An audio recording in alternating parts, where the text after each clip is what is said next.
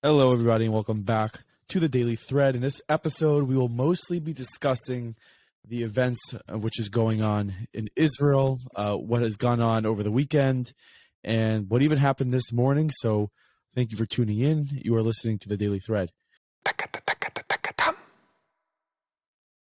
Getting to our stories for today, obviously, if you have your finger on the pulse of what's going on in the world, you saw, on Friday in Eretz Yisrael, there was a car ramming attack. Remote, In remote. outside of Jerusalem, on the way to remote. I don't know if you saw a video of the thing. The driver was going at very high speed, and he veered off the road into a bus stop where a bunch of people were standing, and these two young kids from the what's it called, the Paley family, Paley. I don't know how they say it. A 6-year-old and an 8-year-old were killed. The 10-year-old brother was injured. The father was 42 years old, is in the hospital in serious but stable condition. A 20-year-old or a 19-year-old young man who just got married 6 months ago, also lost his life, and a number of people were injured. It's beyond words. It's beyond tragedy.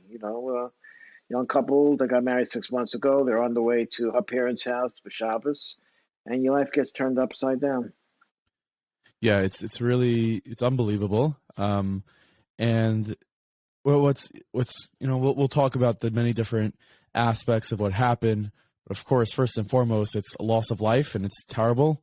There are from families mourning. I'm sure many people saw the video of one of the brothers of the Paley family was giving the Spaden because his father was in the hospital. Right. And you have a 16-year-old, 17-year-old that has to go give Hespedim for his two younger brothers. It's unthinkable. It's tragic, and it's very, very. I don't want to say unnecessary, because Hashem runs the world and everything that happens is necessary. Yeah. But it's a terrible thing, that you have people who are living in Eretz Yisrael, and they're under constant siege by animals. By animals. I don't. You see, his question is it preventable? That's what you want to know. How does something like this get prevented from happening in the future? And we all just read while we were preparing for this recording about a man in the old city was stabbed earlier today. Not a man, even, Abba. And we'll get to it. But the victim was a man. No, a 17-year-old was walking near the. A 17-year-old was walking near the Kaisel, and this morning he was stabbed by a 14-year-old. And that 14-year-old, you know where he went to hide from the police? He went to the Har HaBayis, where the Jews are not allowed to go. He went to the Har HaBayis to hide from the police. They found him.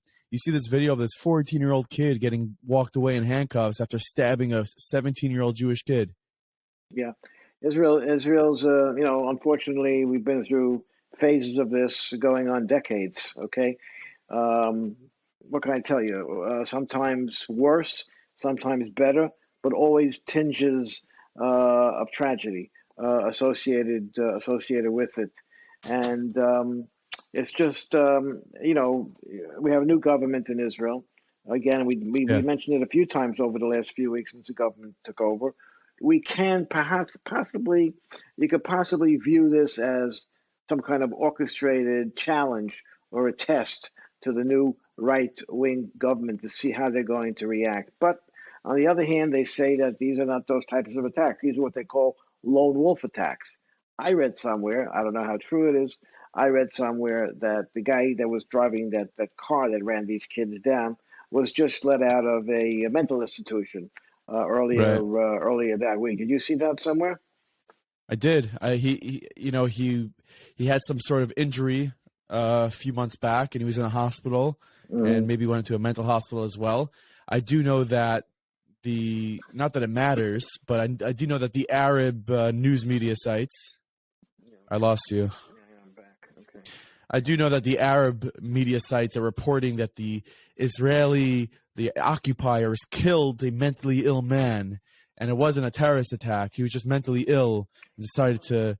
We can't pay attention to what they say. That's propaganda. It's lies. It's endless, and we shouldn't have to, intelligently try to react or respond to what the Arab media has to say. But one of the things, Itamar Ben-Gvir, his first, he's a police commissioner for all practical purposes. He's the public security minister. His Yeah. portfolio in the government is in charge of achieving security for the people of Israel. Let's Yeah. not lose sight of what's going on. We elect a government to represent the people and keep them safe. That is job number one, whether you're in the government in the United States or you're in the government of Israel. If you're running a democracy, you're not running a dictatorship like in North Korea or Lebanon or Syria. Your main priority is to make sure people can live their lives in a safe and secure way. But at the same time, you see this guy who was let out of the mental institution. You have to understand why he was let out of a mental institution. I don't know why. But you have to understand that he comes from a neighborhood in Jerusalem called Atur, A-Tur. It's such a part of Jerusalem that you can't. You could say we have to go in there and clean it out of all the terrorist cells that might exist there. But it's like I don't know. It's like difference between. It's like different. I don't know the geography in places like Lakewood, but it's like going from uh, uh, from Lawrence into Cedarhurst in the five towns. It's you just take a few steps and you're in another zip code. You're in Yeah. another town with another government, with a different mayor, with a different board of trustees, and they're attached. They're attached. So there has to be a way. So what do they do? The first thing they did Friday already, I believe, was they already, instead of they took over the house. They arrested the guy's brothers. They took over the house. They sealed the doors to the house shut so nobody can get in. And probably over the next few days, they're going to destroy the house. And you have to come up with a mechanism that somewhere down the line, we've got to come up with a formula that gets these people to stop doing what they do. I hear what you're saying. I want to look at it from a forget the politics for a second. Forget the Itamar Ben-Gvir. Forget because like you said, this is not many of these attacks, although they're probably inspired by Hamas and other terrorist organizations in the region. They're being pulled off by lone wolves, right? Okay. This How do you first get of them? How do all, you get them to stop? How do you get them to stop? let me ask you a question. Why is that guy able to drive there? Wait, you think if he didn't, you think if they would suspend his driver's license, he wouldn't be driving? These That's are all I'm lawless. asking. Abba, These are lawless Abba, people. if I go, am I allowed to go to Jenin? Am I allowed to go to Ramallah?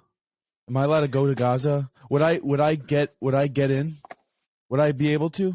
No, Of course not. Of course not. And if I you wouldn't be tried, able to. you'd be the mentally ill one if you were crazy enough to try to do that. Okay, I wouldn't. That's not the point. The point is I wouldn't be able to get into those places. Jews are not allowed into those places. Okay, so for everyone who's calling Israel an apartheid state, it's apartheid. You're right. We don't want to go to their territory, though. It's fine. And guess what? Go ahead and call Israel an apartheid state. Because as long as we're able to keep our children alive and keep our loved ones alive, we'll be apartheid. Maybe Israel needs to go ahead and adopt a policy that the Arabs have. We won't go into Gaza. We won't go into Jenin. We won't go into Ramallah. You're not coming into the old city. You're not coming into Ramot. You're not coming into Rechavia. Abba, too many children, too many people, too many lives are being lost by senseless terrorism, crime.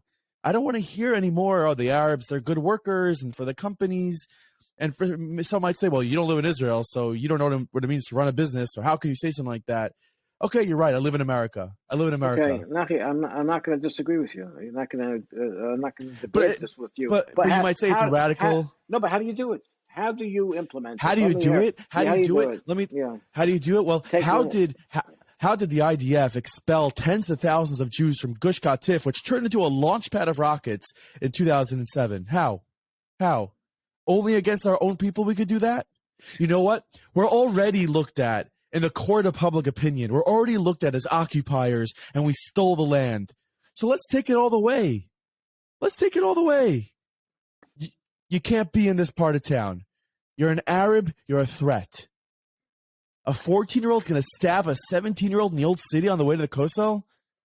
You know, And they're going to hand out and they're going to hand out candies. Nafi, I'd like to agree with you, but Israel is a democracy, and the country. You know, if you told me that 80% of the country feels that way, okay, then it's possible to come up with a way to implement something like that in a organized and a sensible way in order to protect the people. But the country is split. Half the country doesn't feel that way. Half of the state of Israel, half of the Jews in the state of Israel feel that if Israel just wasn't in East Jerusalem, if Israel just wasn't in Judea and Samaria, if Israel just wasn't in certain parts of the country, then there. That's proven not to be the case. We know practically that if we weren't there, Israel wouldn't exist. They'd be wiped off the map. We'd be wiped off the map. I thought you were going to say that we know that before 1967, before Israel won and recaptured half of Jerusalem and Judea and Samaria, there were still terrorist attacks. They were still trying to work at the United Nations and in other forums to get the entire state of Israel not to exist anymore. So to say that post 1967 is a provocation, and if we gave them half of Jerusalem, that these things would stop, has been proven not to be right. But at the same time, yeah, you have the United States of America pushing for this type of policy, where Israel surrenders territory. Now you have a big debate going on in Israel.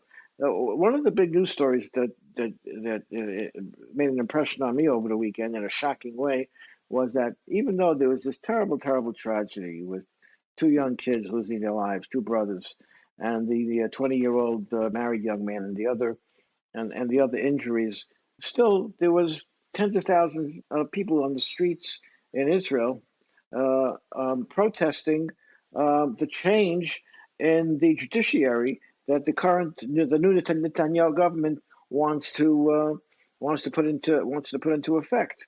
Now, once people listen to the news and they hear the law committee of the Knesset, they hear about the judiciary, they hear about the Supreme Court, people lose interest. They start thinking about something else. They start thinking about, what the Rosh Chodesh Adar is next week, and when Purim is going to be, and what they're going to buy for Shalach Manas. They don't want to hear things that they don't understand. And the judiciary, what's going on, if I could explain it, is as simply as possible. The new Knesset, which has a right-wing majority, wants to have the courts, wants to have the elected government. The government elected by the people should be the ones that determine who the judges are. You have the same problem as you have in the United States. You have look when a person commits a crime, a violent crime here in the United States. What's the biggest problem in New York right now? People are pushing people over subway platforms, and they're home that afternoon to have a snack. Okay, if they didn't kill the guy. If they killed the guy, then if they kill the guy, so maybe take a week or two for them to raise bail and go home. But you have the appointment of judges who decide these cases, not representative of the people. So what's the big fight over in Israel now? The Netanyahu government wants to have a committee that appoints judges that has input from the government. They want people. They want there's nine. My thing's running low. There's 9 people that select judges in the state of Israel, and the Netanyahu government wants 5 of those people to be from the coalition.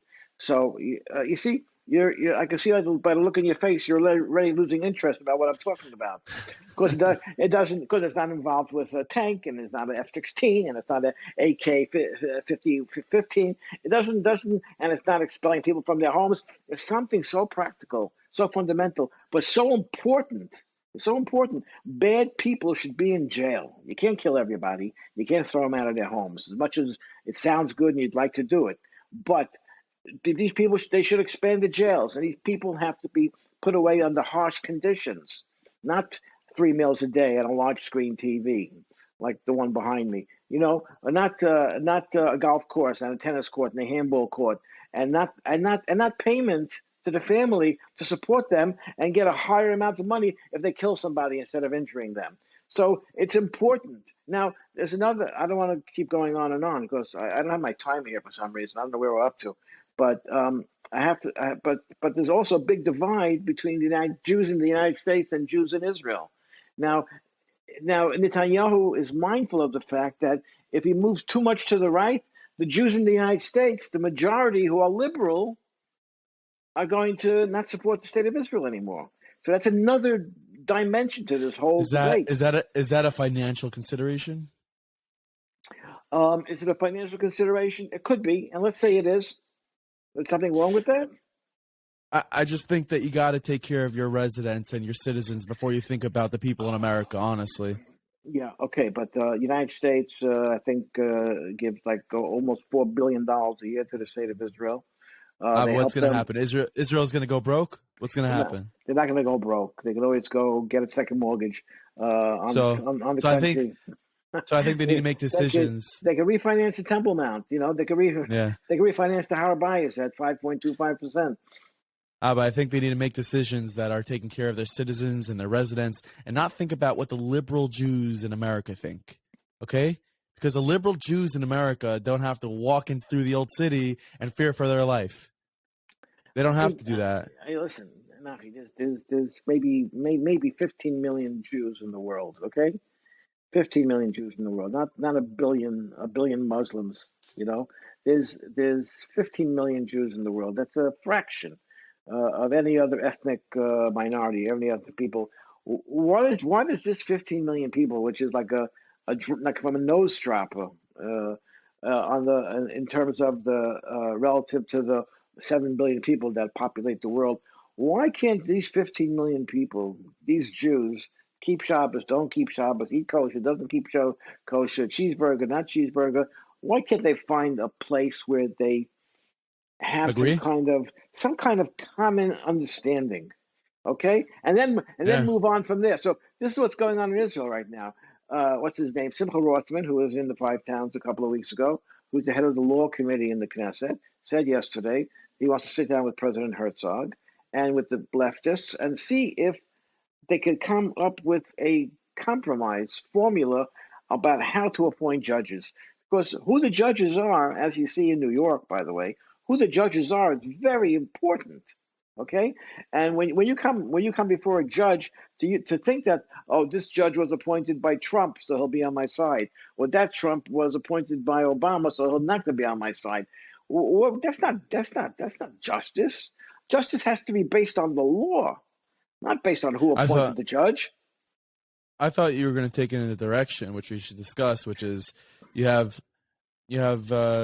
millions of Jews, and you have different interests and different things that they, the Haredim will protest Chil Shabbos, and then you have some of the more left Jews that'll protest, I don't know, certain, women's rights maybe. And why can't the same type of protests that go on, why can't all the Jews come together and protest the terrorism and protest these atrocities?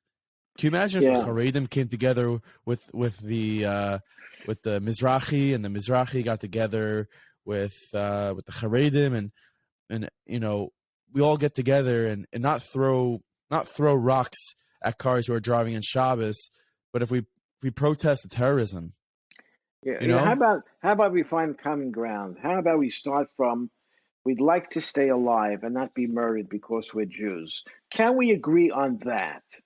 Can we agree on that? If we agree on that, then we can find step number 2. Do you know that during the Holocaust, the delegation of rabbis went to meet with Franklin Delano Roosevelt, the President of the United States, to, amongst other things, ask him, beseech him to bomb the railways going into Auschwitz to save Jewish lives.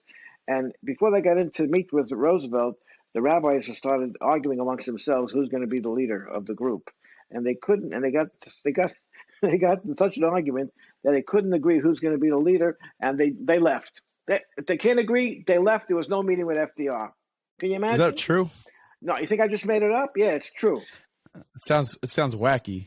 Oh, well, look, read David Wyman's book, America and the Jews from 1939 to 1945.